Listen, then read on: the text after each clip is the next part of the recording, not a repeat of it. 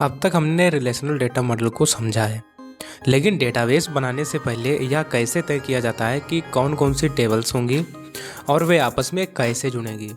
इसी सवाल का जवाब देता है एंटिटी रिलेशनशिप यानी ईआर डेटा मॉडल। आज की इस वीडियो में हम इसे आसान भाषा में समझेंगे, तो वीडियो में अंत तक बने रहें। हेलो दोस्तों, welcome to tech with Yogesh, जहाँ टेक्नोलॉजी को बनाया जाता है सिंपल और इजी। अब समझते हैं कि ईआर डेटा मॉडल क्या होता है। एंटिटी रिलेशनशिप डेटा मॉडल एक कॉन्सेप्चुअल डेटा मॉडल है जिसका उपयोग डेटाबेस डिजाइन करने के लिए किया जाता है। यह हमें बताता है कि डेटाबेस में कौन कौन सी एंटिटीज होंगी, उनकी प्रॉपर्टीज़ क्या होगी और वे आपस में कैसे जुड़ी होंगी। सबसे पहले अब हम एंटिटी को समझते हैं।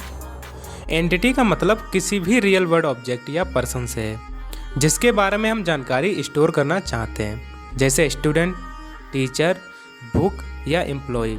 ये सभी एंटिटी के उदाहरण हैं। आप समझते हैं कि एट्रीब्यूट क्या होता है। एट्रीब्यूट एंटिटी की विशेषताएं होती है। जैसे स्टूडेंट एक एंटिटी है तो उसका नेम, रोल नंबर, ब्रांच और एज उसके एट्रीब्यूट हैं। आप समझते हैं कि रिलेशनशिप क्या होता है। रिलेशनशिप दो या दो से अधिक एंटिटीज के बीच कनेक्शन को दर्शाता है। जैसे स्टूडेंट किसी कोर्स में पढ़ता है, यहाँ स्टूडेंट और कोर्स दो एंटिटीज हैं और पढ़ता है उनका रिलेशनशिप है। अब इसको एक एग्जाम्पल से समझते हैं। मान लीजिए कॉलेज डेटाबेस बनाना है। यहाँ दो मुख्य एंटिटीज हैं, स्टूडेंट और कोर्स। स्टूडेंट के एट्रीब्यूट्स हैं रोल नंबर, नेम और ब्रांच।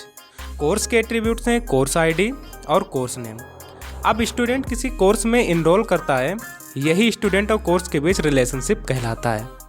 इसी जानकारी की मदद से आगे चलकर डेटाबेस की टेबल्स तैयार की जाती है। अब इसके फ़ायदे देख लेते हैं। इससे डेटाबेस डिज़ाइन आसान हो जाता है। एंटिटीज और रिलेशनशिप्स स्पष्ट दिखाई देते हैं। कॉम्प्लेक्स डेटाबेस को आसानी से समझा जा सकता है। इससे डेवलपमेंट में कम गलतियां होती हैं। अब इसके नुकसान देख लेते हैं। बहुत बड़े सिस्टम में ईआर डायग्राम जटिल हो सकता है। डायरेक्ट डेटा स्टोरेज नहीं करता, केवल डिजाइन दिखाता है। तो दोस्तों, आज हमने एंटिटी रिलेशनशिप डेटा मॉडल को डिटेल में समझा। अगली वीडियो में हम डेटा मॉडल के अंतिम प्रकार ऑब्जेक्ट ओरिएंटेड डेटा मॉडल को समझेंगे और जानेंगे कि यह ऑब्जेक्ट और क्लास की मदद से डेटा को कैसे मैनेज करता है।